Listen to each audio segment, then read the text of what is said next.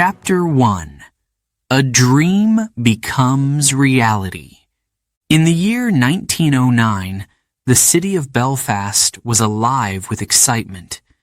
Crowds gathered near the Harland and Wolff shipyard, their eyes wide with wonder.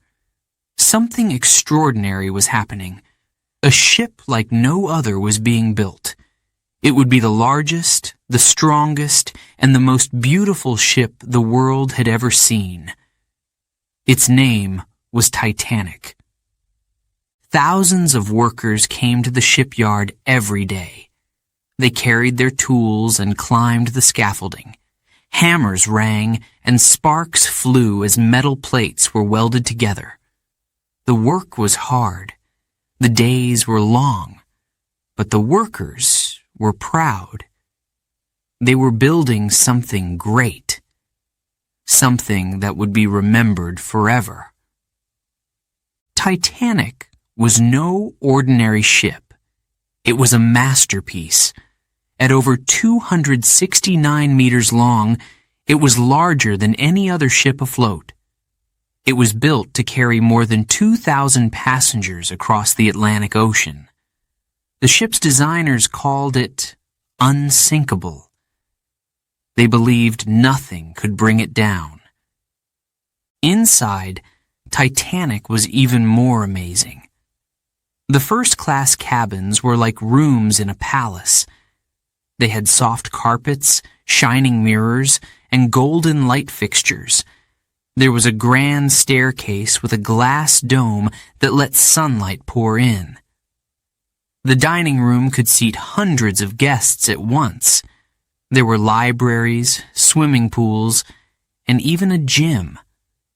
No one had seen anything like it before.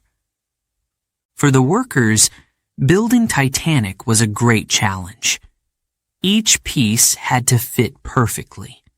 The ship had to be strong enough to survive the ocean's power. Engineers and architects worked late into the night, checking every detail.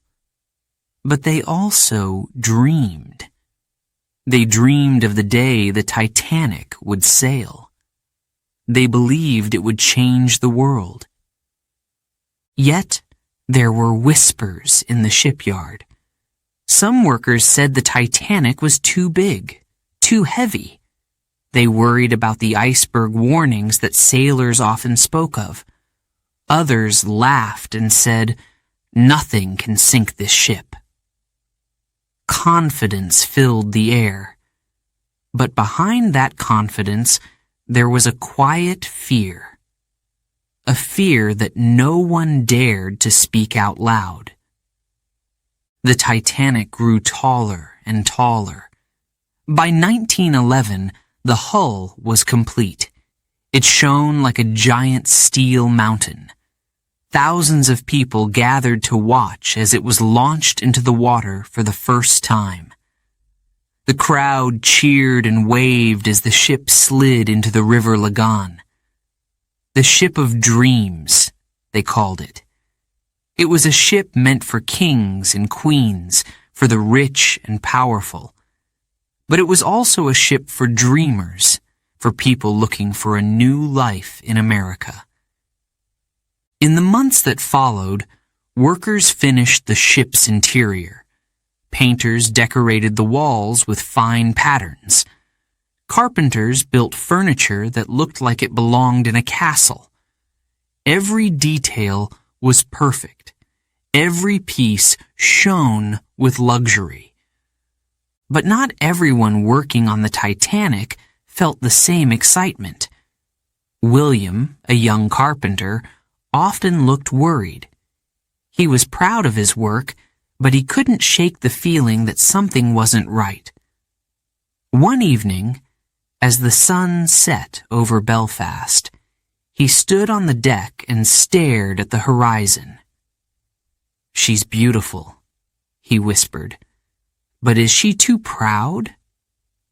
His friend, Thomas, laughed. "Proud? She's perfect. Stop worrying, William. This ship will make history." William smiled, but didn't reply. Deep down, he felt a strange unease. The people of Belfast felt proud too. The Titanic was not just a ship, it was a symbol of human ambition, of what people could achieve with hard work and dreams. Newspapers around the world wrote about it. The Titanic is a modern wonder, they said. A ship of the future. By the spring of 1912, everything was ready. The Titanic was complete. The workers stood back and admired their creation. They had spent 3 years building the ship. 3 years of sweat and effort. Now it was time for the Titanic to leave Belfast and head to Southampton, where it would begin its first voyage. As the ship sailed out of the shipyard, crowds lined the streets. Families waved flags. Children cheered. For many, it was the greatest day of their lives. The Titanic was not just a ship. It was a dream of safety, wealth, and progress. But not everyone celebrated. Some old sailors shook their heads as the Titanic passed. Too big, they muttered. Too fast. They remembered the dangers of the sea. They remembered the icebergs. For Captain Edward Smith, the Titanic was the peak of his career. He was an experienced and respected captain, known for his calm nature. As he watched the ship leave Belfast, he smiled. "She is ready," he said. "She will sail to New York in style. Nothing can stop her." Yet even Captain Smith couldn't see what lay ahead. The Titanic was a triumph of human ambition, but it also carried the weight of human pride. Beneath its shining surface, there were flaws that no one wanted to admit. The ship sailed smoothly toward Southampton, its funnels releasing clouds of black smoke into the sky. Inside, the Titanic was quiet and empty, waiting for its first passengers. Soon, it would be full of life. Soon, it would carry the hopes and dreams of more than 2,000 people. But for now, it rested. Calm. Silent. Beautiful. The Titanic was ready. Its journey was about to begin.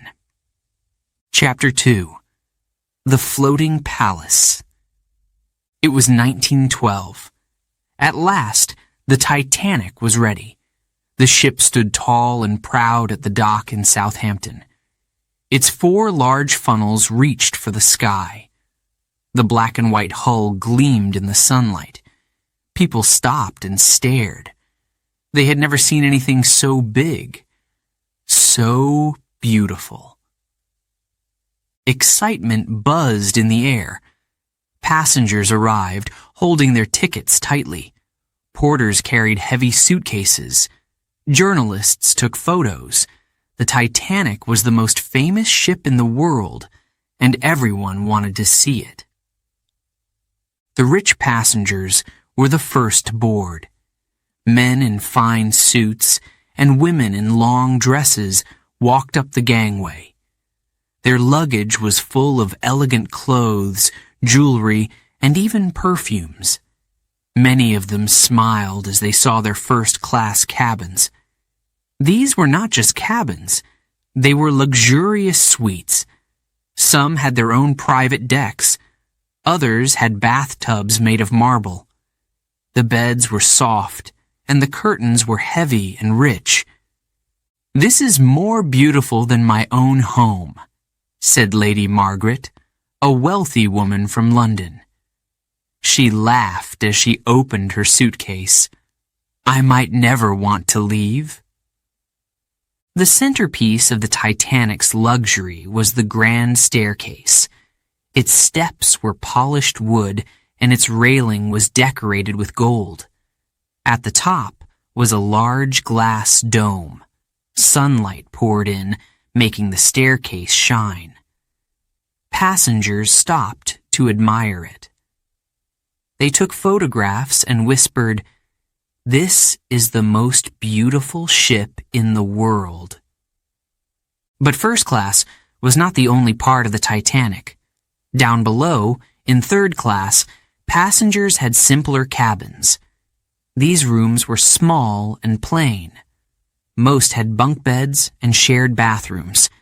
Yet, the third-class passengers were still happy. For many, this was their first time on a ship. For others, it was their chance to start a new life. Anna, a young woman from Poland, sat on her bed in third class. She looked at her little brother, Peter. He was just 7 years old and already full of excitement.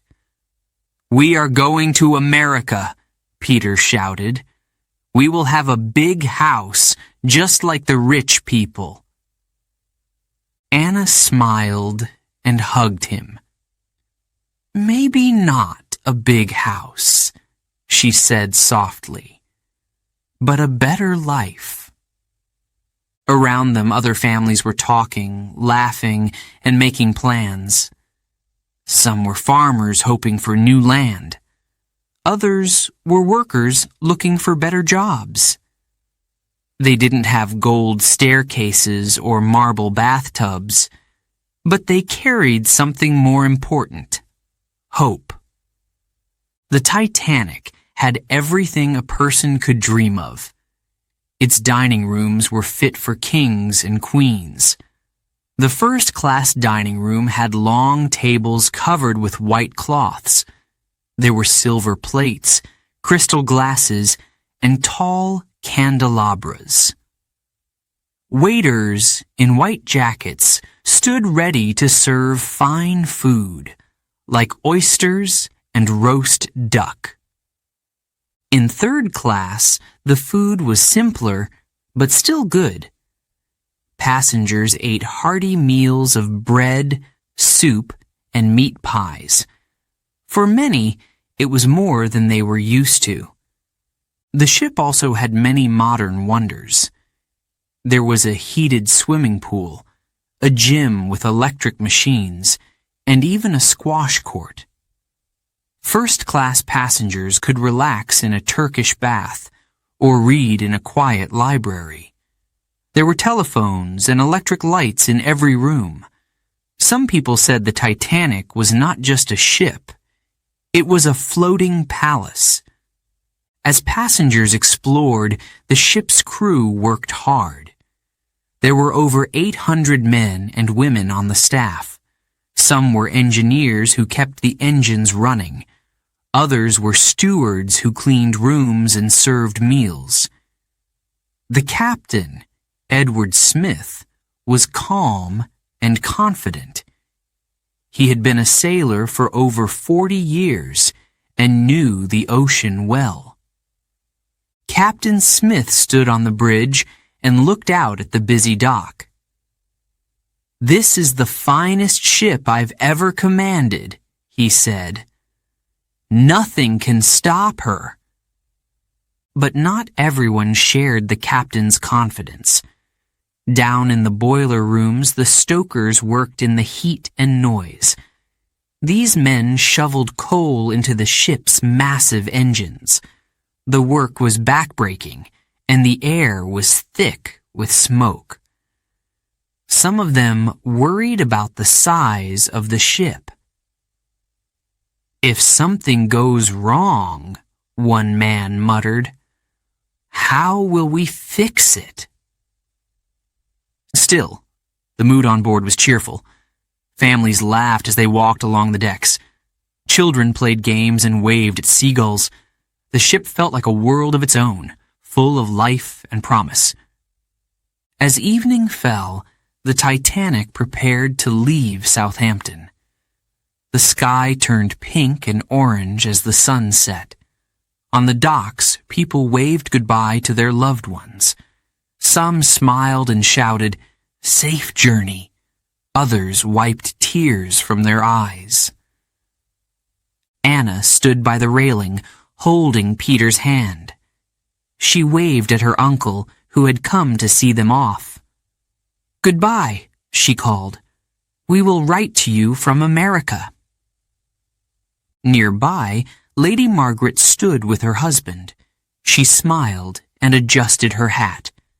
"This will be the grandest voyage of our lives," she said. "We are lucky to be part of history." The ship's whistle blew, loud and deep. The sound echoed over the water. Slowly, the Titanic began to move. People on the dock cheered and waved their hats. Passengers leaned over the railings, looking back at the shore. Some waved. Others stayed silent, watching as their old lives disappeared into the distance. The Titanic glided through the water, its lights glowing in the dark. Inside, the passengers settled into their cabins. Some unpacked their bags. Others went to the dining rooms or lounges. Musicians played soft tunes, and the sound of laughter filled the air. But as the ship sailed away, a quiet unease lingered. Not everyone could forget the dangers of the sea. Icebergs had been reported in the North Atlantic, and though the Titanic was called unsinkable, some passengers couldn't help but wonder, was any ship truly safe? For now, the Titanic moved steadily toward its destination. It was a picture of beauty and power. But beneath the surface, questions remained. Would the floating palace complete its journey? Or was its story just beginning? Chapter 3. A Voyage to Remember. It was April 10th, 1912, a bright morning in Southampton.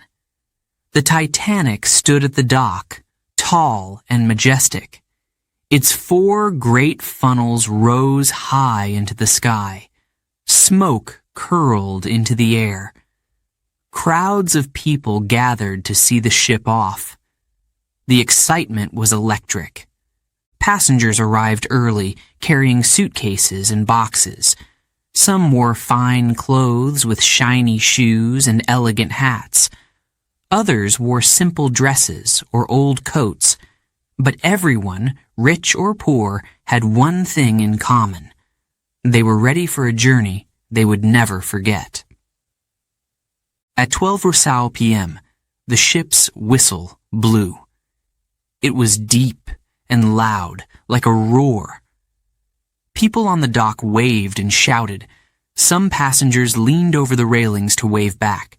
The Titanic's engines rumbled to life. Slowly, the giant ship began to move. As the Titanic sailed away, the passengers felt a mix of emotions. Some laughed and cheered. Others wiped away tears. Families hugged each other and promised to write letters. "Goodbye, England," shouted a young boy. "Next stop, America." On board, the mood was cheerful. In first class, passengers gathered on the deck, taking photographs with their cameras. Ladies sipped tea while chatting about the voyage. "This ship is a marvel," said one man. "I've never seen anything like it." Children ran up and down the wooden deck. They played games and stared in awe at the ship's enormous size. "It's like a floating city," said Peter, a 7-year-old boy traveling with his sister Anna. He held her hand tightly, his eyes wide with excitement. Anna smiled but said nothing. She was thinking about the future, about the new life waiting for them in America. In third class, the atmosphere was lively. Families gathered in their cabins, unpacking their belongings. Many had never seen such a big ship before. The children giggled as they explored the narrow hallways. Mothers called them back, saying, "Stay close." But their excitement was impossible to contain. The Titanic's first day at sea was smooth and calm. The weather was clear, and the ocean sparkled in the sunlight. In the afternoon, passengers walked along the decks. Some relaxed in the lounges, reading books or writing letters. Others explored the ship, admiring its beauty. Everywhere there was laughter and joy. Musicians played lively tunes in the first-class lounge. Couples danced, their footsteps light and graceful. In third class, families sang songs and told stories. The Titanic felt alive, full of dreams and hope. But below deck, the work never stopped. In the engine rooms, stokers shoveled coal into the massive furnaces. Sweat poured down their faces as they worked in the heat. The engines roared, powering the Titanic forward. "She's a beast," said one stoker, wiping his brow. "But she's running smooth." Captain Edward Smith stood on the bridge, looking out at the calm sea. He was a tall man with a white beard and kind eyes. This was his last voyage before retirement.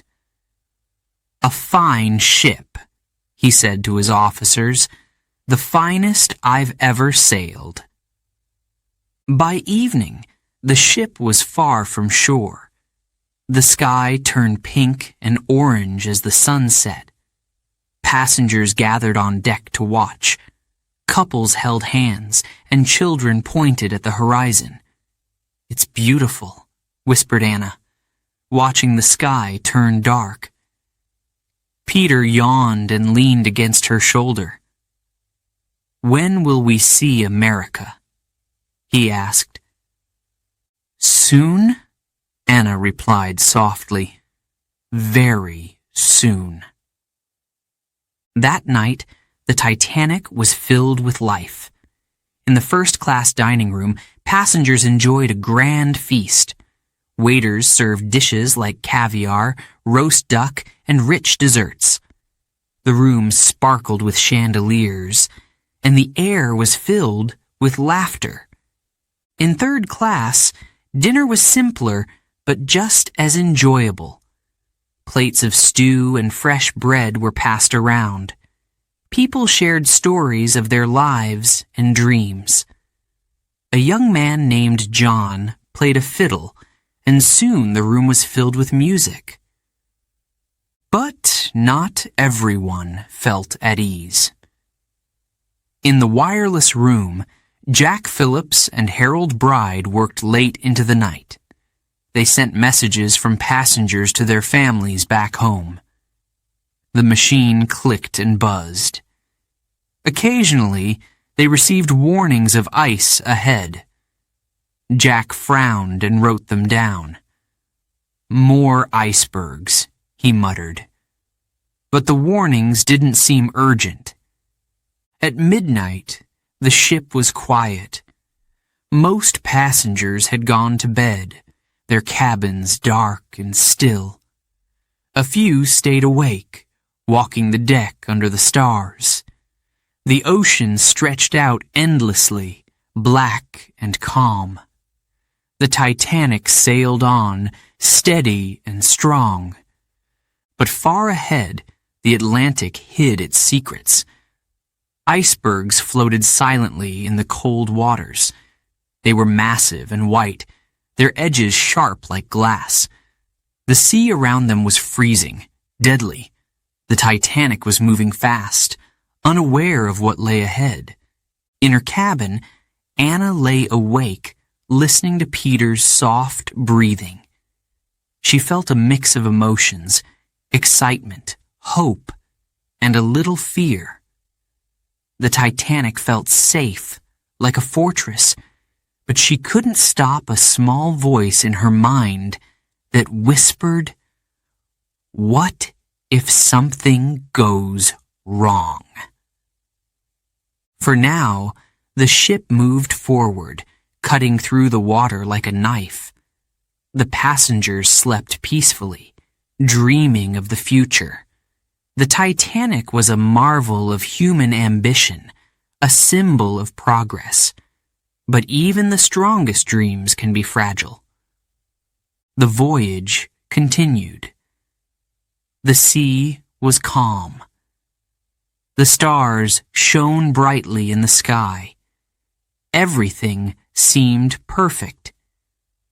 Yet the icy waters of the Atlantic hid a terrible secret. And soon, the Titanic's passengers and crew would discover it. Chapter 4. Life on Board. The days on the Titanic were magical. The ship sailed smoothly over the calm blue sea. The sun shone brightly, and the air was fresh and cool. Passengers wandered the decks, smiling and chatting. It felt like a dream. In first class, life was luxurious. Men in suits and women in elegant dresses sat in the lounges. They sipped tea from fine china and talked about their plans in America. Some played cards, while others read books in the quiet library. The grand dining room was the heart of first-class life. At every meal, waiters served delicious food on silver plates. Lobster, roast beef, and creamy soups filled the tables. The chandeliers sparkled, and the room buzzed with laughter and conversation. After dinner, there was always entertainment. Musicians played soft, elegant music. Couples danced under the golden lights. A few passengers gathered by the piano, singing together. "This ship is like a palace," said Lady Margaret. "I don't want this journey to end." But the first-class passengers weren't the only ones enjoying the voyage. In third class, the mood was different, but just as lively. Families gathered in the common rooms, playing cards and telling stories. Children laughed as they chased each other down the narrow hallways. Meals in third class were simple but hearty. There was plenty of bread, soup, and stew. For many passengers, it was better than the food they were used to at home. "This is a feast," said a young man named John as he ate with his family. "I could get used to this."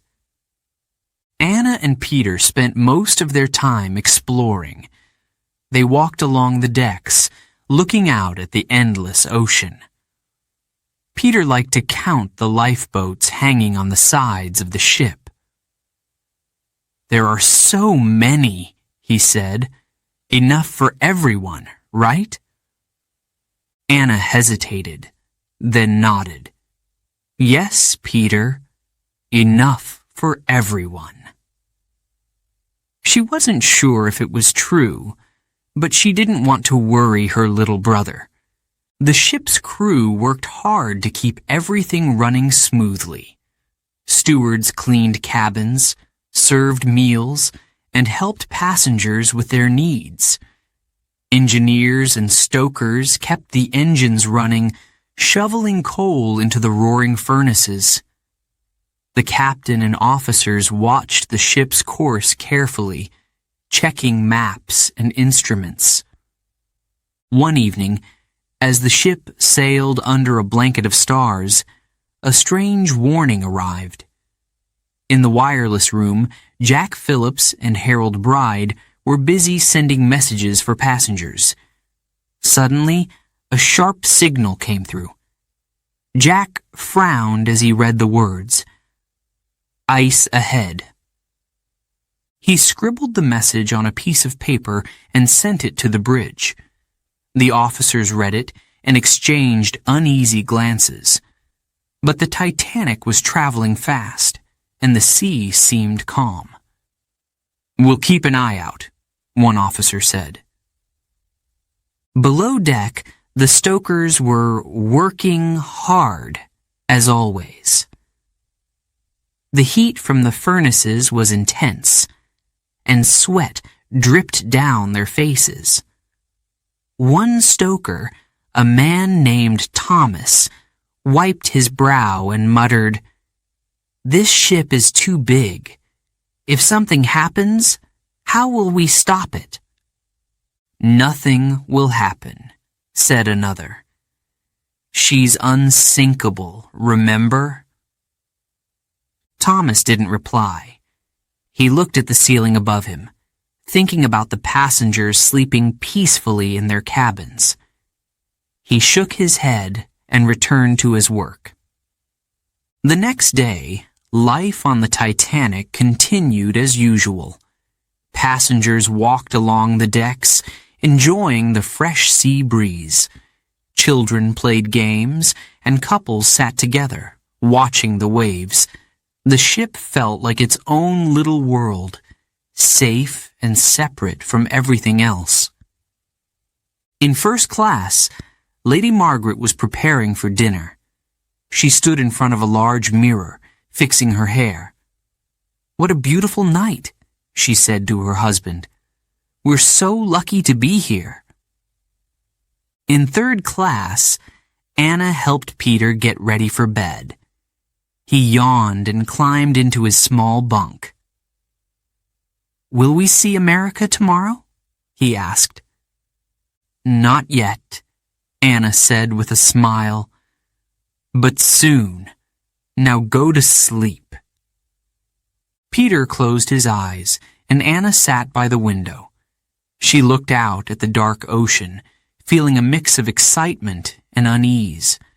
The Titanic felt strong, unshakable, but the sea was vast and mysterious. It made her feel small. Later that night, the wireless room received another warning. Jack Phillips read the message quickly. "Icebergs in the area. Proceed with caution." He shook his head and placed the message with the others. The Titanic was still moving fast. Too fast, some might say. The officers on the bridge scanned the horizon, but the night was quiet. The sea was calm, almost unnaturally so. The stars shone brightly, reflecting on the dark water. There was no sign of danger. By midnight, most of the passengers were asleep. The grand dining room was empty. The music had stopped, and the lights in the lounges were dim. Only a few people were awake, walking the decks or talking quietly in their cabins. Anna lay in her bed, listening to the gentle hum of the engines. Peter was fast asleep, his small hand clutching the blanket. She thought about the new life waiting for them in America. She thought about the promise of safety and hope. But deep in her heart, she couldn't shake a tiny whisper of fear.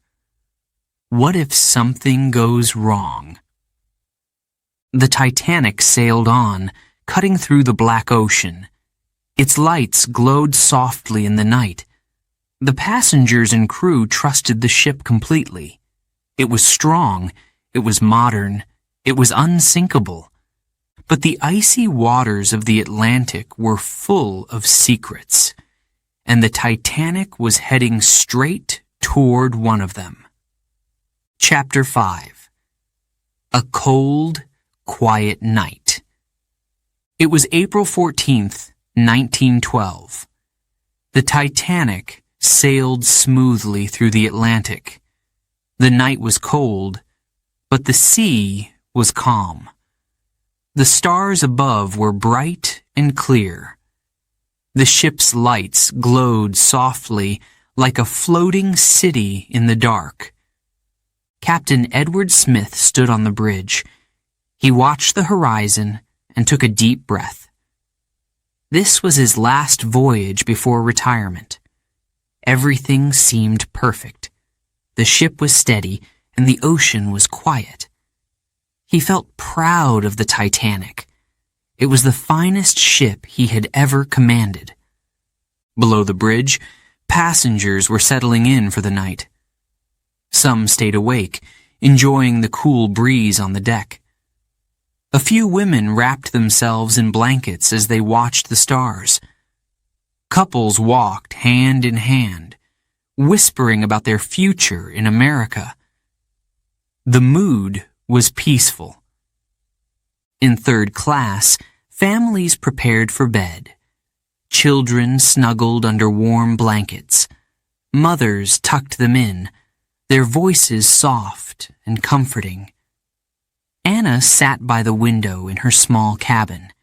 Peter was already asleep, his head resting on her lap. She looked out at the endless dark sea. The stillness made her uneasy. Why is it so quiet? She wondered. Far below, in the engine rooms, the work never stopped. The stokers shoveled coal into the furnaces, their faces covered in sweat and soot. The engines roared, pushing the Titanic forward. Thomas, one of the stokers, wiped his brow and sighed. A quiet sea is never a good sign, he muttered to himself. At 9:40 p.m., a message came into the wireless room. Jack Phillips, the senior wireless operator, read it quickly. Ice ahead. Large bergs reported in the area. He frowned but didn't stop working. The room was busy. Passengers were sending messages to loved ones, and he had to keep up. Jack placed the warning on the stack of messages for the captain. Up on the bridge, First Officer William Murdoch kept a careful eye on the horizon. He had heard about the ice warnings earlier that day.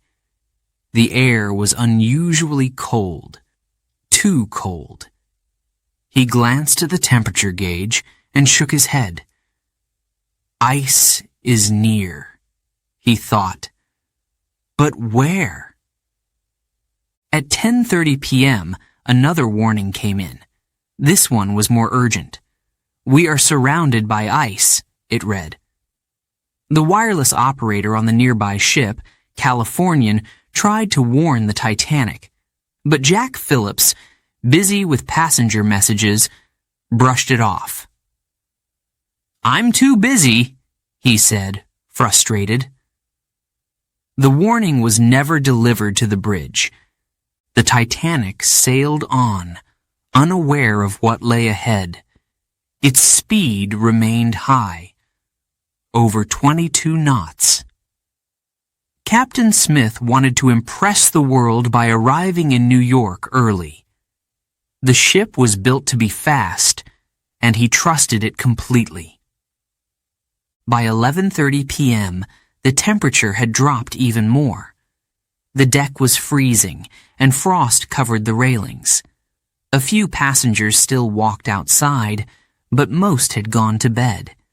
The stars reflected on the dark water, creating an eerie, endless blackness. At the front of the ship, in the crow's nest, two lookouts stood watch. Frederick Fleet and Reginald Lee scanned the horizon. The night was so clear, but there was no moon. The darkness made it hard to see far. Suddenly Fleet squinted. Something was ahead. Something big and white.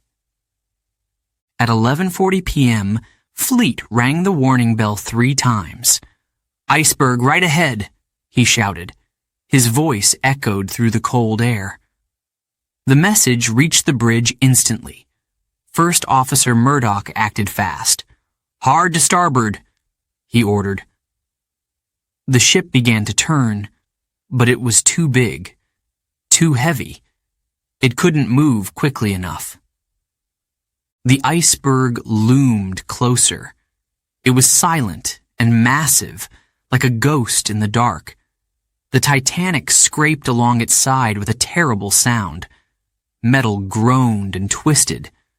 Passengers felt a strange vibration beneath their feet. Some woke up, confused. Others stayed asleep, unaware. In her cabin, Anna felt a jolt. She sat up, her heart pounding. Peter stirred and opened his eyes. "What was that?" he asked sleepily. "I don't know," Anna whispered, "but stay here. I'll check." She stepped into the hallway. Other passengers were coming out of their cabins, looking worried. "Did we hit something?" someone asked. "Is everything all right?" A steward walked by, calm but firm. "Nothing to worry about," he said. "Go back to bed." But below deck, the situation was much worse. Water poured into the lower compartments. The iceberg had torn a massive hole in the ship's side. Engineers and crew members worked frantically to pump the water out, but it was coming in too fast. Captain Smith was called to the bridge. He listened as the chief engineer explained the damage. The news was shocking. 5 compartments were flooding. The Titanic was designed to survive 4, but not 5. Slowly, the truth sank in. The ship was doomed. The captain gave his orders. "Prepare the lifeboats," he said quietly. "Send out a distress signal." His voice was steady, but his face was pale. He knew what this meant. In the wireless room, Jack Phillips and Harold Bride began sending SOS messages. "We are sinking," they wrote. "Need help immediately." Their hands trembled as they worked. Ships nearby received the signals, but were too far to arrive quickly. Above deck, passengers were still unaware of the danger. Some joked about the iceberg. "We gave it a good bump," one man laughed. Others put on their coats and stepped outside to see what had happened. Anna returned to her cabin and found Peter sitting up. "We need to go, Peter," she said. Her voice shook, but she tried to sound calm. "Put on your shoes, quickly." The Titanic's great lights shone into the night, but the icy water was rising. Officers shouted as the crew prepared the lifeboats. "Women and children first," they called. Panic was starting to spread. Far away, the Californian sat motionless in the ice. Its wireless operator had gone to bed, and no one saw the Titanic's distress rockets. Help would not come quickly. The Titanic, once so strong and proud, was now wounded and vulnerable. It tilted slightly, the bow dipping into the freezing sea. The night that had begun so peacefully was now filled with fear. Anna held Peter's hand tightly as they made their way to the deck.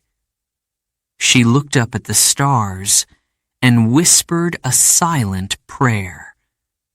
The Titanic's journey was coming to an end, but for its passengers, the fight for survival had just begun. Before we begin Chapter 6, A quick note for our listeners. You're currently listening to this audiobook on Woo English. Remember, this content is specially made for Woo English listeners only.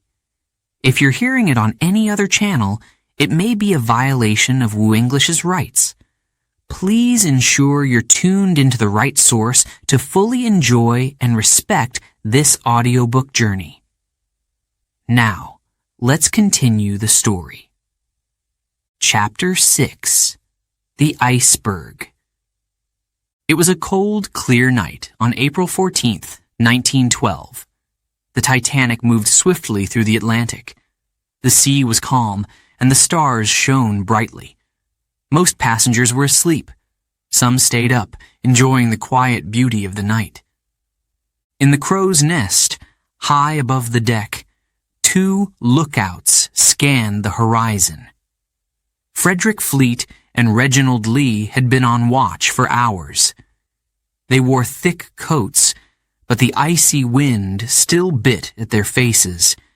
The sea looked smooth and endless, but they knew it hid dangers.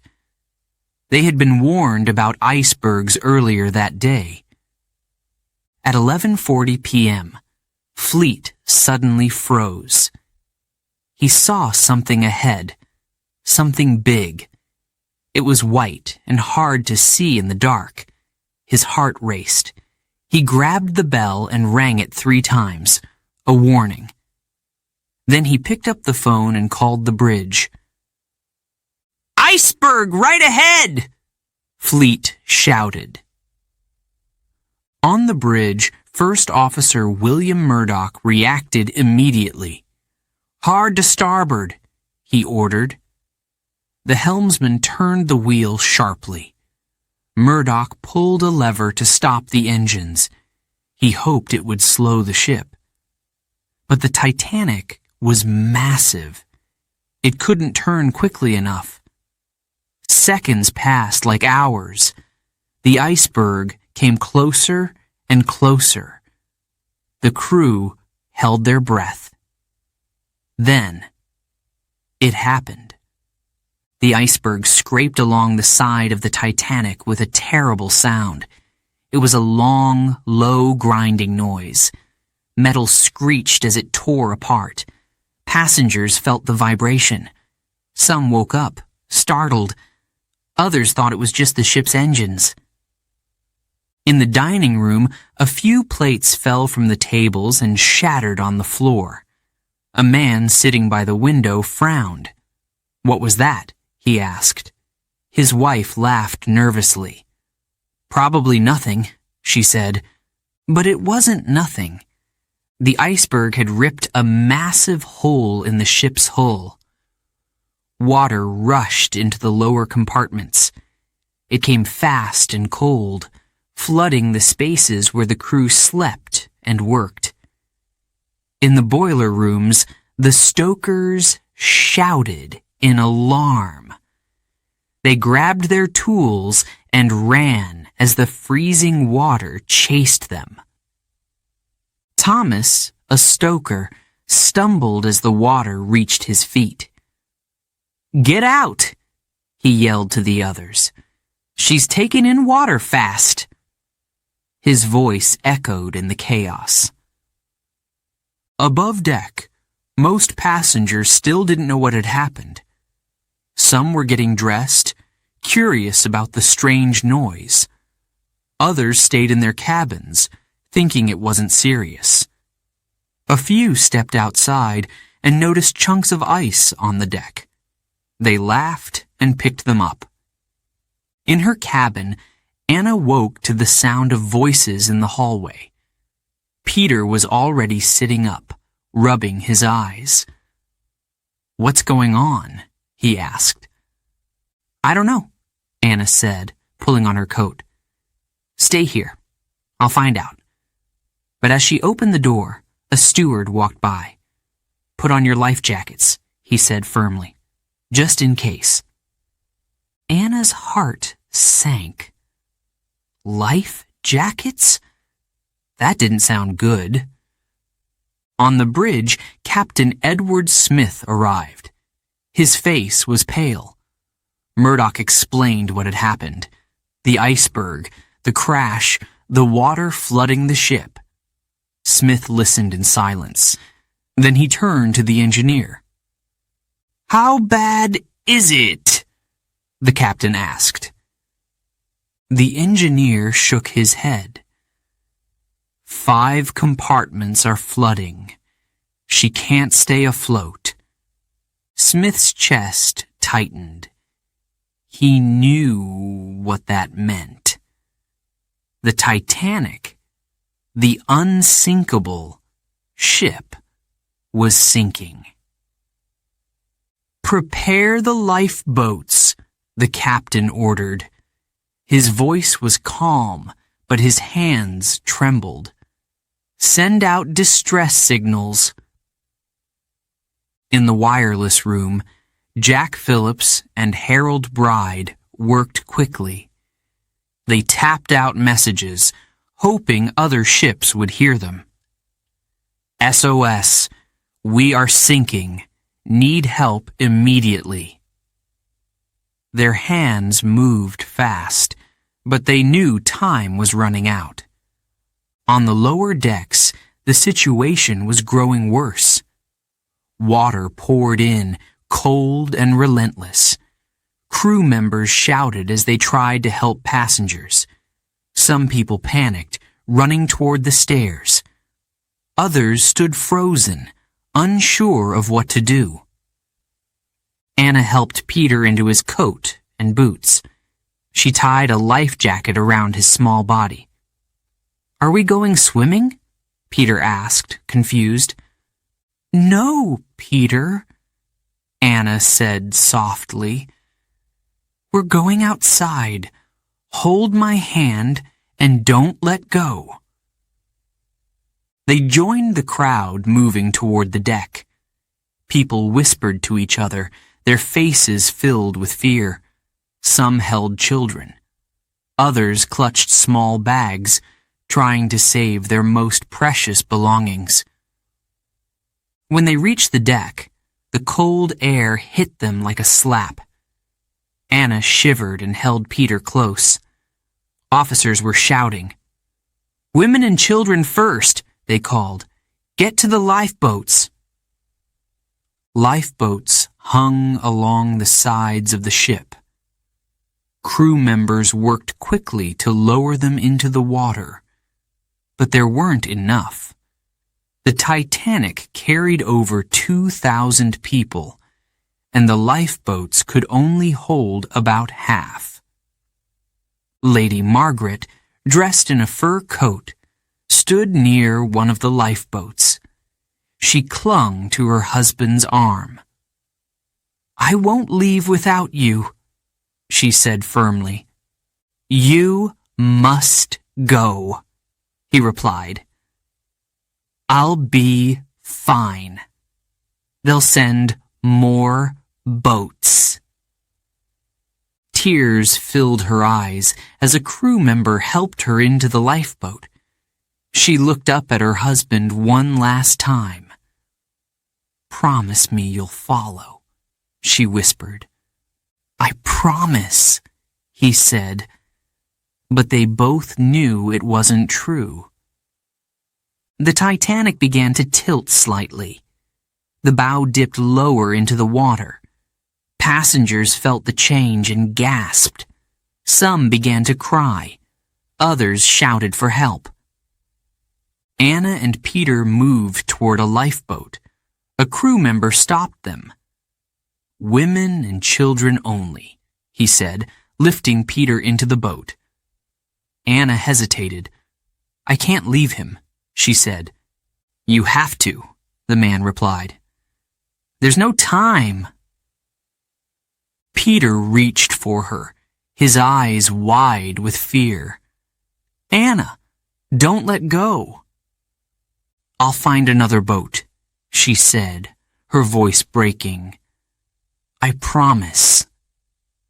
The lifeboat lowered into the freezing water. Anna stood on the deck, watching it drift away. She wrapped her arms around herself, trying to stay calm. She had to stay strong. For Peter. The Titanic's great lights still shone, but the ship was sinking. The once mighty vessel groaned under the weight of the water. Above, the stars sparkled in the cold, dark sky. The passengers who remained faced an impossible choice. Wait for rescue, or jump into the icy sea. The Titanic was in danger, and so was everyone on board. Chapter 7.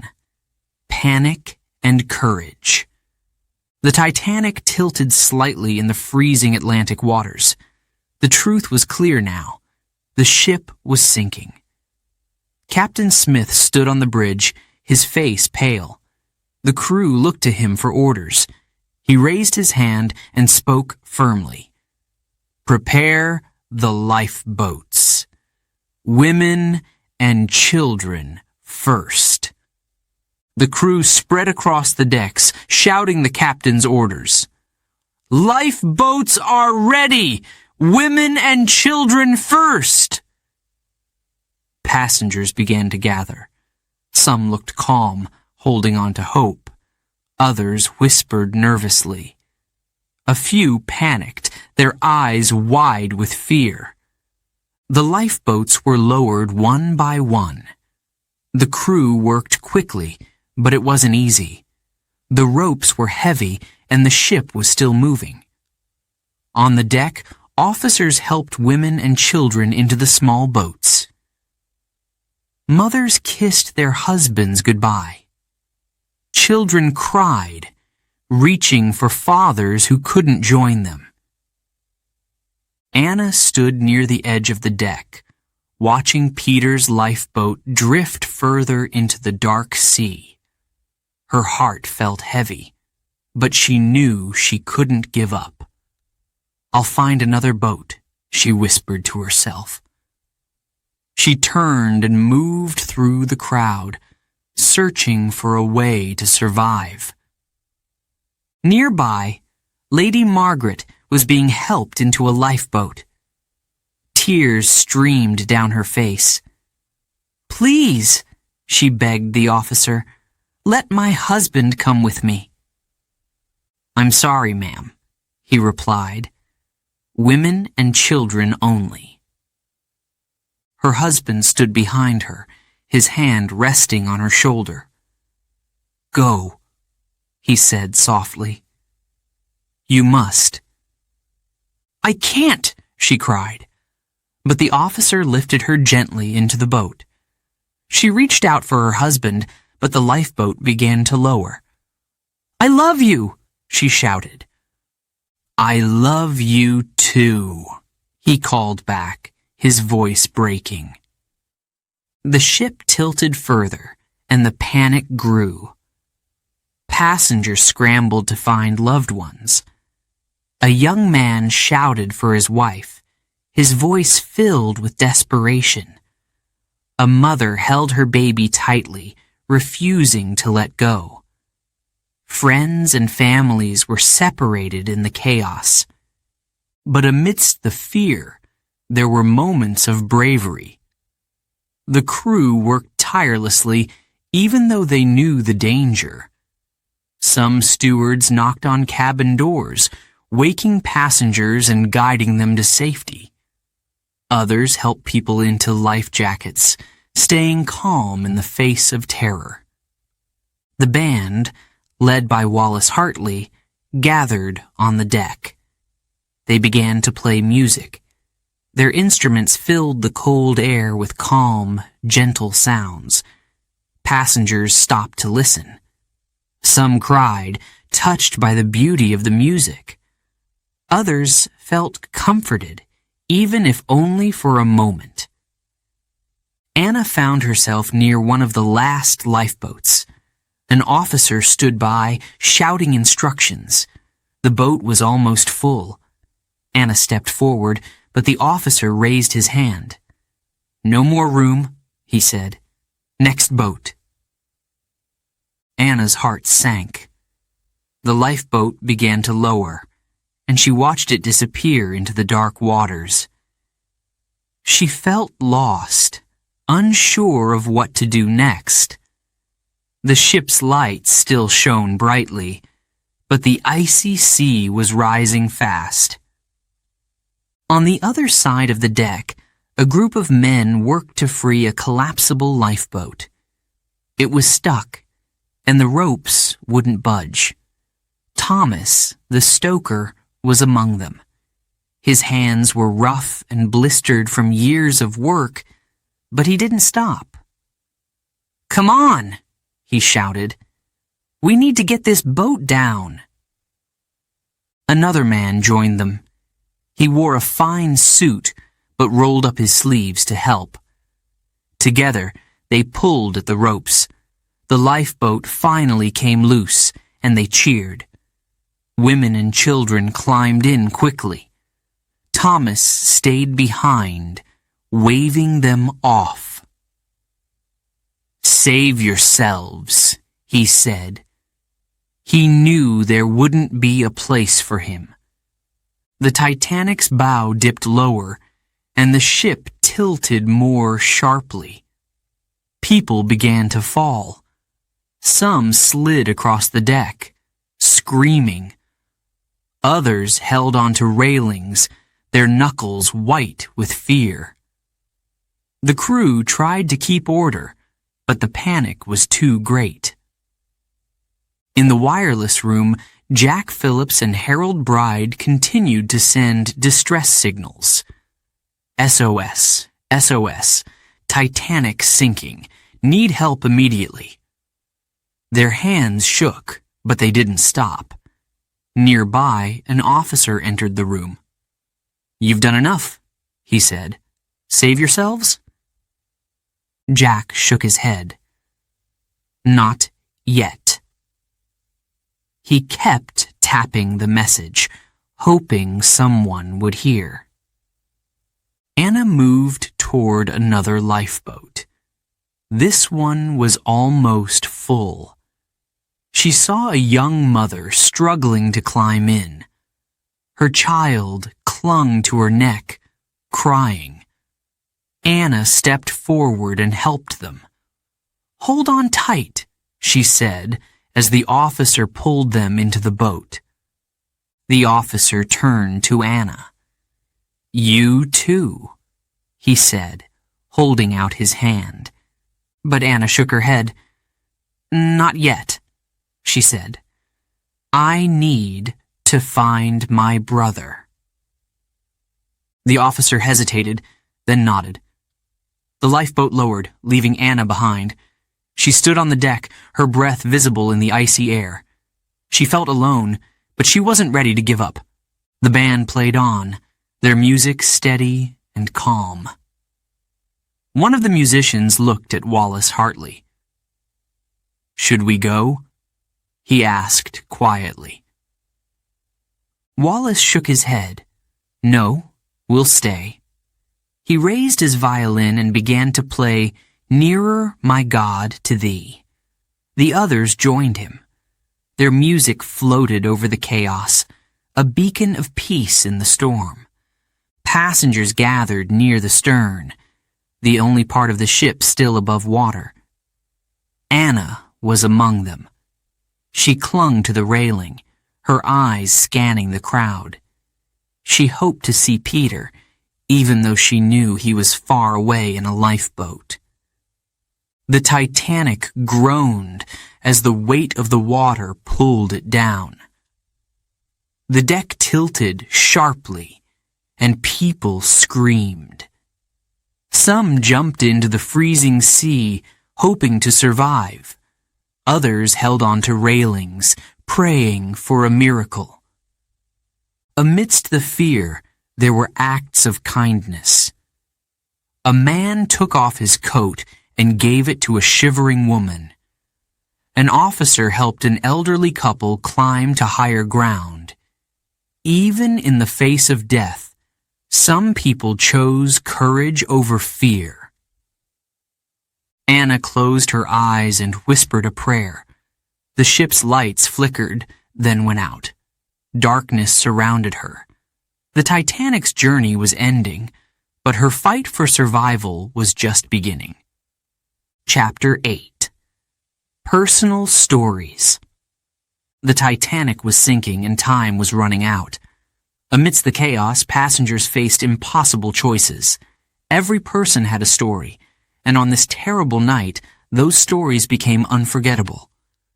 John was a young third-class passenger. He had come from Ireland with his mother and little sister, hoping for a new life in America. They had dreamed of starting fresh, but now their dreams seemed far away. John held his sister's hand as they pushed through the crowd on the lower deck. "Stay close," he told her. His mother followed behind, clutching a small bag with their most important belongings. When they reached the lifeboat station, an officer shouted, "Women and children only." John froze. His mother looked at him, her face pale. "I can't leave you," she said. "You have to," John insisted. His voice shook, but he tried to sound strong. "I'll find another way. You and Mary go, please." His mother hesitated, but the officer urged her forward. John helped her and Mary into the lifeboat. His little sister started to cry. "Don't go," she wailed, reaching for him. John leaned down and kissed her forehead. "Be brave," he whispered. "I'll see you soon. I promise." The lifeboat began to lower. John stepped back, watching as it disappeared into the dark, icy water. He clenched his fists and looked around. He had no plan, but he wasn't giving up. In first class, Lady Astor stood on the deck with her husband, Colonel Astor. She wore a fur coat and held a small dog in her arms. The officers urged her to board a lifeboat, but she shook her head. "I won't leave without you," she said firmly. "You must," Colonel Astor replied. He placed his hands on her shoulders. "The lifeboats are for women and children. You'll be safe." Tears filled Lady Astor's eyes. "You'll follow, won't you?" she asked. Colonel Astor nodded, though they both knew the truth. There weren't enough lifeboats for everyone. He reached for her hand and kissed it gently. "I love you," he said. Lady Astor hugged her little dog tightly as she stepped into the lifeboat. She looked up at her husband one last time as the boat was lowered. The cold wind bit at her face, but the pain in her heart was worse. Thomas Andrews, the Titanic's designer, stood in the first-class smoking room. He looked calm, but his mind raced. He had checked the damage himself. He knew the ship was doomed. Yet he stayed behind. A steward entered the room. "Sir, you should get to a lifeboat," he said urgently. Andrews shook his head. "There aren't enough," he said quietly. "The passengers come first." He moved through the ship, helping wherever he could. He gave directions to confused passengers. He handed out life jackets and urged people to stay calm. When a young woman cried, he placed his hand on her shoulder. "You'll be fine," he said. His voice was steady, even though he knew his fate. Near the bow, a group of musicians played their instruments. Wallace Hartley led them, his violin resting under his chin. The music was soft and calm. The passengers nearby stopped to listen. One of the musicians lowered his bow and looked at Hartley. "Should we go?" he asked. His voice trembled. Hartley shook his head. "Not yet," he said. "They need us." He began to play a hymn, and the others joined in. The music floated over the chaos, bringing comfort to those who heard it. A woman holding her baby paused and wiped her tears. A young man whispered a prayer. The music was a small light in the darkness. Anna moved through the crowd, searching desperately for another lifeboat. She thought of Peter, safe in the boat she had placed him in. Her heart ached to see him again. She spotted a group of people near a lifeboat. An officer shouted, "Only 2 more." A mother and her son climbed in. The lifeboat lowered, leaving Anna behind once again. Her shoulders slumped, but she refused to give up. She saw a man helping passengers. He was young, with kind eyes and rough hands. He turned to her and said, "There's a collapsible boat on the other side. Hurry." Anna nodded and followed him, weaving through the panicked crowd. When they reached the collapsible lifeboat, it was surrounded by people. The crew struggled to free it from the ropes. The man stepped forward to help. "You can do this," he told the crew. Together, they worked to lower the boat.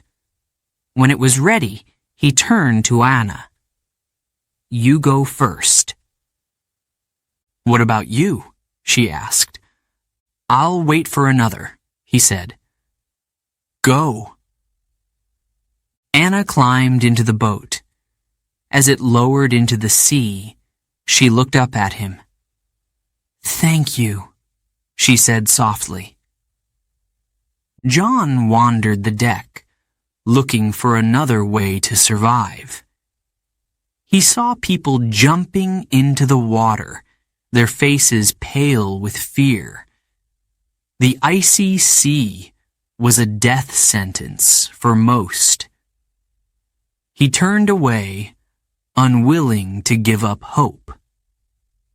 He reached the stern where many passengers had gathered. The ship tilted sharply now, and the deck was difficult to stand on. A man nearby helped an elderly woman hold onto the railing. Another gave his coat to a shivering child. John joined a group trying to free another collapsible lifeboat. The ropes were stuck, but they didn't stop. He pulled with all his strength, his hands burning from the cold. The boat finally came loose and slid into the water. John looked at it longingly, but stepped back. He saw a young girl standing alone, her face streaked with tears. "Here," he said, lifting her into the boat. "Stay safe." The girl's mother appeared and hugged him tightly. "Thank you," she whispered, her voice breaking. John nodded and turned away. He wasn't sure what would happen to him, but he felt at peace. He had done the right thing. The Titanic groaned as the weight of the water pulled it down. The stern rose higher into the air. The ship's lights flickered, then went out. Darkness fell over the sea. John gripped the railing, his heart pounding. He whispered a prayer, thinking of his mother and sister. Anna held tightly to the edge of her lifeboat, tears streaming down her face. Lady Astor sat quietly, clutching her little dog, her gaze fixed on the dark horizon. Every passenger carried their own story, their own hopes and fears.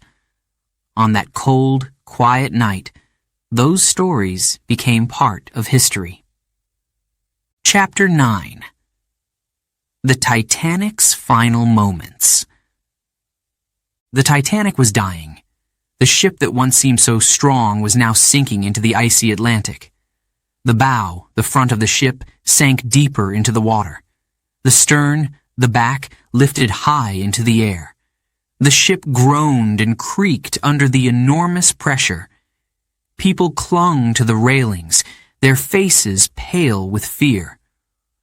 On the lifeboats, survivors watched helplessly. They could hear the cries from the ship, faint but desperate. Anna sat in her lifeboat, her hands trembling. She held onto the edge, her eyes fixed on the Titanic. Somewhere on that sinking ship was John, the brave young man who had helped her, and others too, passengers who hadn't made it to the lifeboats. Her heart ached for them. The sea was black and still. The air was freezing. Some passengers jumped from the ship into the icy water, hoping to swim to safety. The cold hit them like knives. Their cries filled the night, then faded as the cold overtook them. The water was a silent enemy, claiming lives quickly. On the Titanic's deck, chaos grew. Some passengers ran, trying to find a way off the ship. Others stood still, too shocked to move. The crew shouted instructions, but few listened. A man clung to a railing, his hands shaking. "This can't be happening," he whispered. His voice was drowned out by the noise around him. The lights on the Titanic flickered. They had been a source of comfort, but now they wavered. Shadows danced on the deck as the lights grew dimmer. Then, with a final flicker, the lights went out.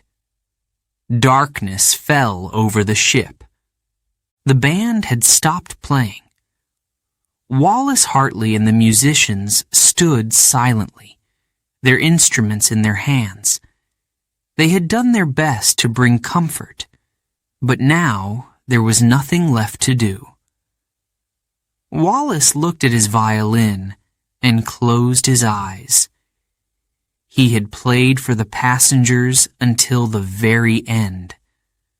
At the stern, a group of people gathered. They held onto the railings, their knuckles white. Among them was John. He had tried to find another way to survive, but failed. Now, he stood with strangers, all united by fear. The ship tilted more, and the deck became hard to stand on. "Hold on!" someone shouted. John thought of his mother and sister in the lifeboat. He had promised to find them. But now, he wasn't sure he could keep that promise. He whispered a prayer, his breath visible in the icy air. The Titanic's bow plunged deeper, pulling the stern higher into the sky. The ship was nearly vertical now. Passengers and crew clung to anything they could find. Some lost their grip and slid down the deck screaming. Others held on, their faces full of terror. Anna couldn't look away. The ship was disappearing before her eyes. The lifeboat rocked gently on the waves, but her heart felt heavy. She clutched her coat tightly, trying to block out the cries from the ship. She thought of Peter, safe beside her, and felt a mix of relief and sorrow. A loud, deep sound echoed across the sea. The Titanic was breaking apart. The ship groaned like a giant in pain. Metal screeched and cracked. The stern shook violently as it broke free from the bow. Passengers screamed as the ship split in two. The bow sank quickly, vanishing beneath the waves. The stern floated for a moment, then began to fall. John tightened his grip on the railing. The world tilted tilted around him. The stern was falling fast now, pulling everything with it. He felt weightless for a moment as the ship plunged into the water. Cold rushed over him, sharp and unforgiving. He gasped for air, his body numb. From the lifeboats, the survivors watched in silence. The Titanic, once so grand and powerful, was gone. The sea swallowed it, leaving behind only small pieces of debris. The cries of those still in the water pierced the night. Anna leaned over the side of her lifeboat, her eyes scanning the dark waves. She hoped to see John. She hoped to see anyone. Lady Astor held her little dog close. Tears streamed down her face as she stared at the empty space where the Titanic had been. Beside her, a young boy sobbed, calling for his father. His mother wrapped her arms around him, but her face was blank with shock. The freezing water was deadly. Survivors clung to whatever they could find. Pieces of wood, overturned lifeboats, even suitcases. John found a wooden plank and held onto it tightly. His body shook violently, the cold sinking deep into his bones. He felt his strength fading. He closed his eyes and thought of his family. "Stay awake," he whispered to himself. "Stay awake." In the distance, a light appeared. It was the RMS Carpathia, racing to help. The survivors in the lifeboats saw it and felt a flicker of hope. "Over here!" someone shouted, waving a flashlight. The lifeboats began to move toward the light. Anna's lifeboat rocked gently as the passengers rowed. She stared at the light, her hands gripping the edge. "We're going to make it," she whispered. But her thoughts turned to those left behind, the ones who had no chance to escape. The Titanic's final moments were over, but its story was not. The survivors carried it with them, the fear, the loss, and the memories of those they loved. For Anna, John, and many others, the night would haunt them forever. Chapter 10. Rescued at Dawn.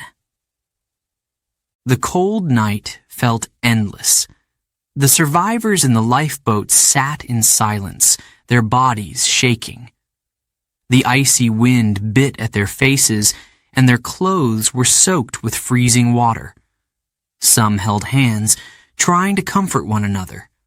Others stared blankly at the dark sea, too tired to speak. Anna huddled next to Peter in their lifeboat. She wrapped her arms around him, trying to keep him warm. His small body trembled, and his lips were blue. "We're going to be okay," she whispered. Her voice shook, but she tried to sound strong. "We'll be okay, Peter." The lifeboat rocked gently on the waves. Around them, the ocean was eerily quiet. Pieces of debris floated nearby, chairs, suitcases, even a broken door. Anna avoided looking at the dark water, afraid of what she might see. In another lifeboat, Lady Astor sat holding her little dog. Tears streamed down her face as she stared at the horizon. She couldn't stop thinking about her husband. His last words echoed in her mind. "You must go." She had obeyed, but the guilt weighed heavily on her heart. Beside her, a young woman whispered softly to her baby. The child's cries had stopped, but the mother kept rocking him, humming a lullaby. Her hands were red and raw from the cold, but she didn't stop. Far away, a light appeared on the horizon. At first it was faint, just a tiny speck in the darkness, but as the minutes passed, it grew brighter.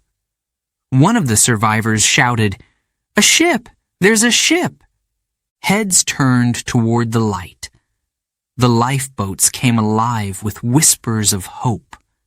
Some passengers wept openly, their tears freezing on their cheeks. Others waved their arms or held up flashlights, trying to signal the approaching ship. It was the RMS Carpathia.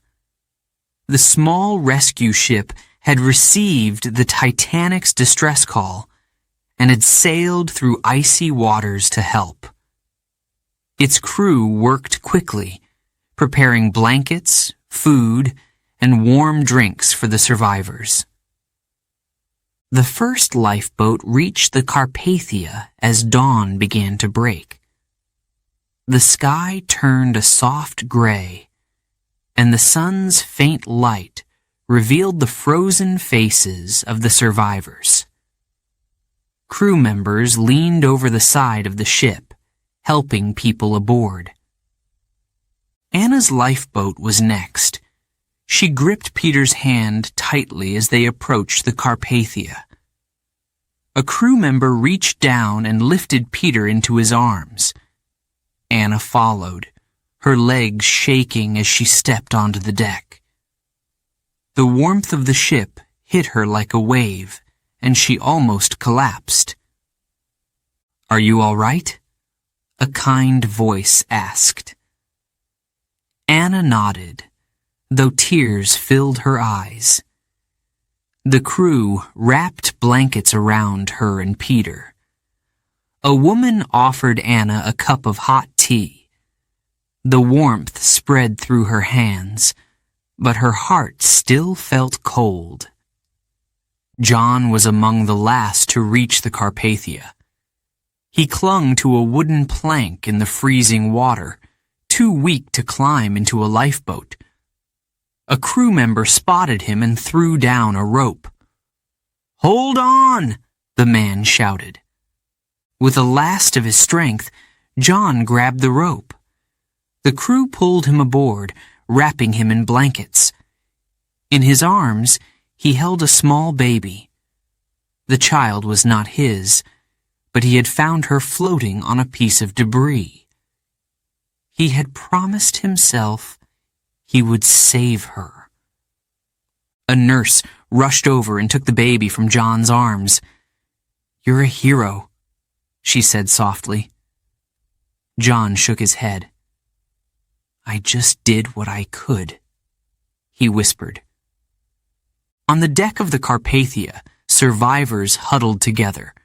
Some cried for their lost loved ones. Others sat silently, staring at the endless ocean.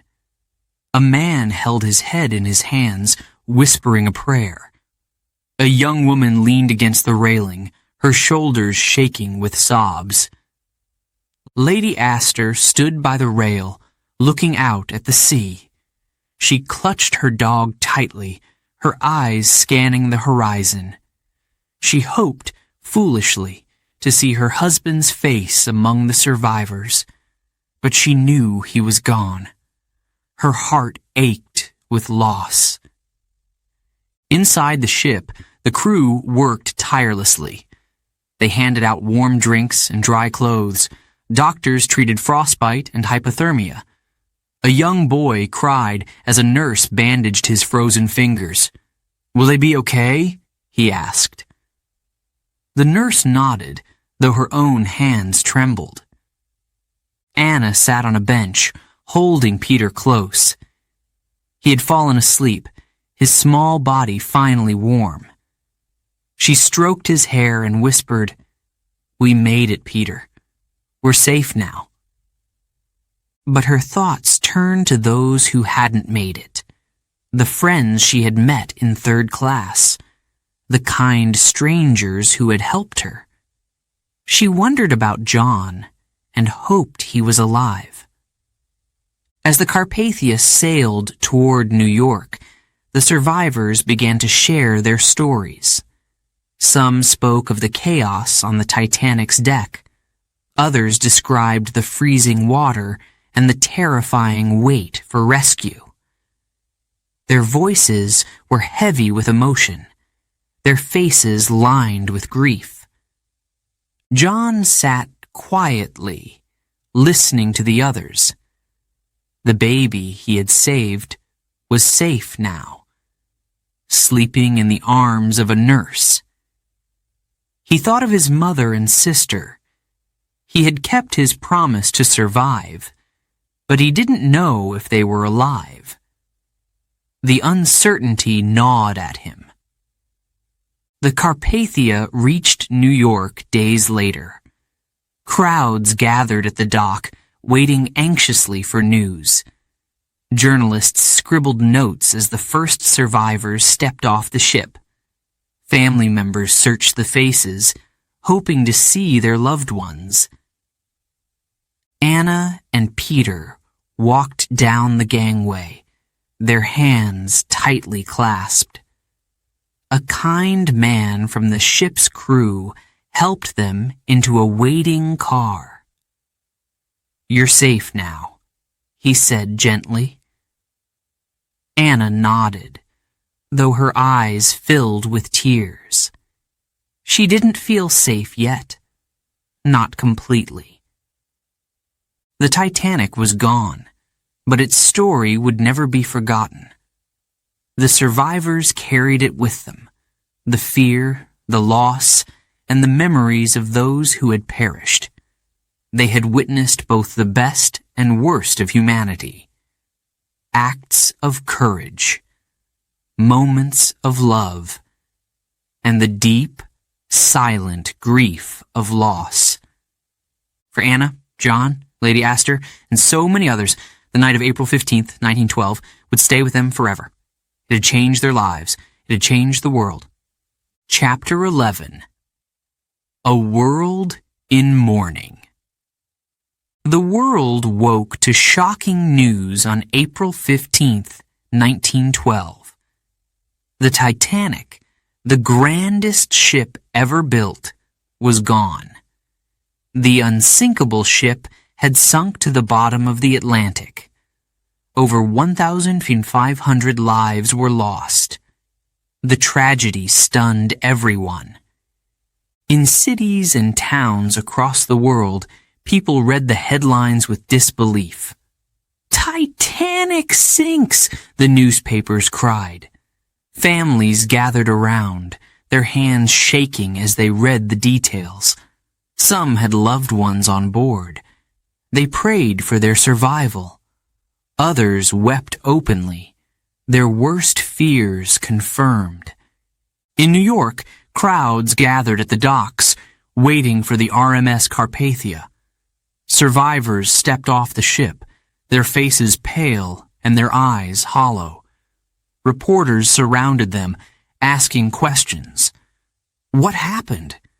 Could it have been prevented? The survivors struggled to answer. Many were too tired to speak. Some cried as they recalled the screams in the dark, the freezing water, and the terrible silence after the Titanic disappeared. Their stories painted a picture of horror and heartbreak. Lady Astor stood on the dock, clutching her little dog. Her clothes were neat, but her face was pale. She refused to speak to reporters, her grief too deep for words. She walked away quietly, her head bowed. She had lost her husband, and no words could bring him back. Anna held Peter's hand tightly as they stepped off the Carpathia. The crowd was overwhelming, but she kept moving. She had no one waiting for her, but she held on to hope. They were alive, and that was what mattered. In England, families waited for news. Mothers held on to their children, praying that their husbands had survived. Fathers paced back and forth, their faces tight with worry. In small villages and big cities, people gathered in churches to pray for the missing. One woman in Southampton clutched a letter from her son, John. He had written to her from the Titanic, full of excitement for his new life in America. Now she sat by the window, staring out at the empty street. She didn't know if she would ever see him again. Newspapers around the world asked the same question. How could this happen? The Titanic was supposed to be the safest ship ever built. It had the latest technology, the strongest materials, and the most experienced crew. Yet, it had sunk on its first voyage. Experts pointed to the iceberg, but others blamed human decisions. The ship had been traveling too fast. The lifeboats were not enough for everyone on board. Warnings about ice had been ignored. Slowly, the story of mistakes and overconfidence began to emerge. In the days that followed, stories of bravery and love spread.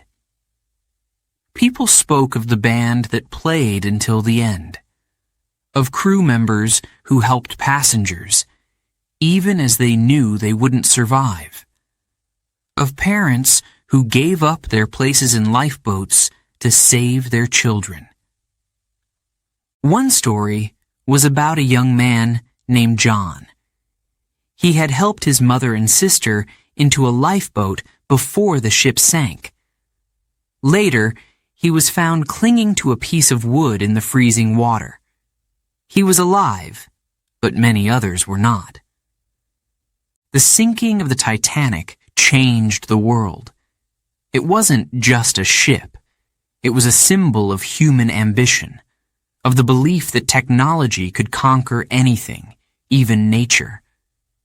But the tragedy showed that this belief had limits.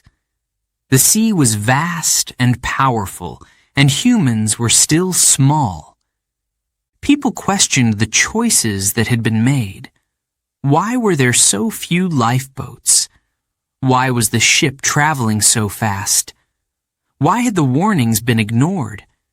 These questions led to changes in the way ships were designed and operated. New safety rules were created. Ships had to carry enough lifeboats for everyone on board. Ice patrols were set up to watch for icebergs in the North Atlantic. Wireless operators were required to listen for distress signals at all times. These changes saved lives in the years to come. For the survivors, life would never be the same. They carried the memories of that terrible night with them. Anna often thought of the people she had met on the Titanic, the friends she had made in third class, the kind man who had helped her find a lifeboat. She wondered if he had survived. Lady Astor spent the rest of her life mourning her husband. She rarely spoke about the Titanic, but her sadness was clear. Her little dog was her only comfort, a reminder of the life she had lost. In the years that followed, the Titanic became a legend. Books were written about it. Songs were sung. People told stories of the ship that was too proud, too confident, and the lesson it left behind. But for those who had been there, it wasn't just a story. It was a memory of bravery, love, and loss. It was a night when the world seemed to stop, and nothing would ever be the same again. Chapter 12. Lessons from the Deep. The Titanic rests at the bottom of the Atlantic. It lies over 3,800 meters below the surface, hidden in the cold, dark sea. For many years, no one knew exactly where it was.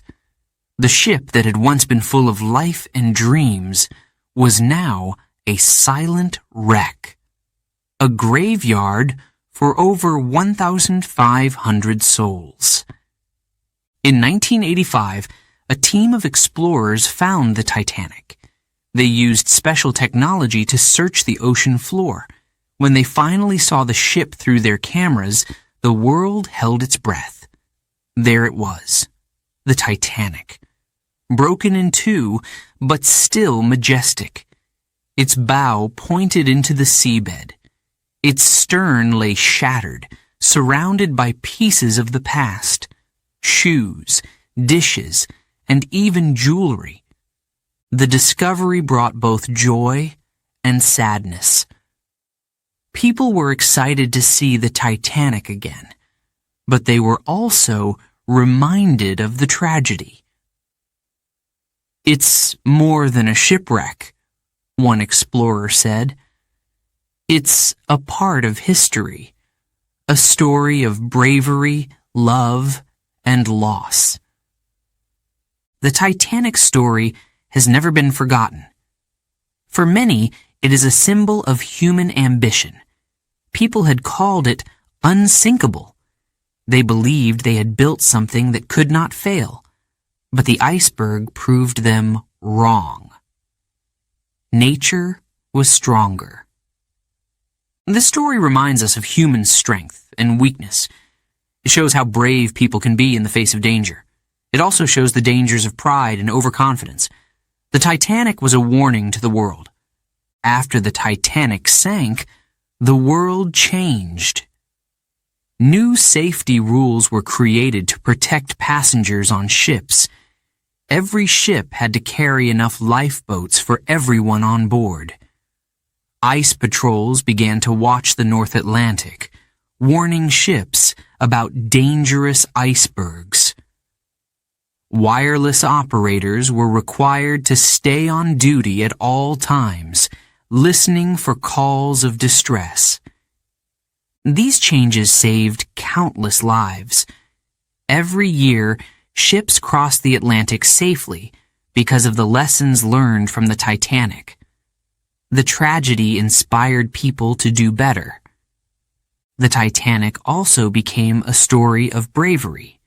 People still talk about the musicians who played until the end. They gave comfort to passengers in their final moments, the crew who helped others, even though they knew they wouldn't survive. The parents who sacrificed their own lives to save their children. These acts of courage are remembered with respect and admiration. Anna never forgot her journey on the Titanic. She and Peter built a new life in America, but the memories stayed with her. She often thought of the people she had met on the ship, the friends she had made in third class, the kind man who had helped her onto the lifeboat. She wondered what had happened to him.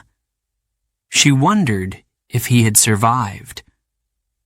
Every year on April 15th, Anna lit a candle for the Titanic.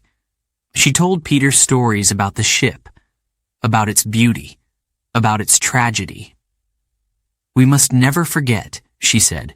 "It's not just about the ship. It's about the people, the ones we lost, and the ones who survived."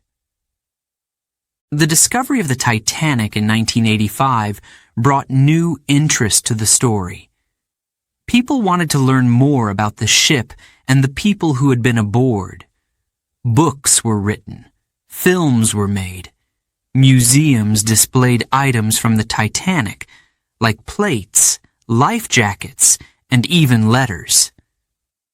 One letter, written by a passenger named Sarah, was found near the wreck. It read, "This ship is so grand. I feel like I'm dreaming." The letter ended with the words, "We sail tomorrow. I can't wait for our new life in America." Sarah didn't survive, but her words lived on. They reminded people of the hope and excitement that had filled the Titanic's decks before the tragedy struck. Today, people from all over the world visit memorials to honor the Titanic. In Belfast, where the ship was built, there is a large museum that tells its story. Visitors can walk through exhibits that show what life was like on board. They can see photos, videos, and even parts of the ship itself. At the memorial in Southampton, where many crew members lived, the names of the lost are carved into stone. Families bring flowers to remember their loved ones. The names tell a story of courage and sacrifice. The Titanic is more than just a shipwreck. It is a lesson for humanity. It shows us the importance of safety. It teaches us to respect nature's power. And it reminds us of the strength and love people can show in difficult times. For those who survived, the Titanic was a turning point. Their lives were forever changed by that cold night in April 1912. But they carried the memory of the ship with them, passing it on to future generations. When explorers found the Titanic, they left a plaque near the wreck. It reads, "In memory of those who lost their lives on April 15th, 1912, may they rest in peace." The Titanic may be gone, but its story lives on. It reminds us of the past and inspires us to build a safer, kinder future. The Ship of Dreams became a lesson for the world, a lesson never to be forgotten.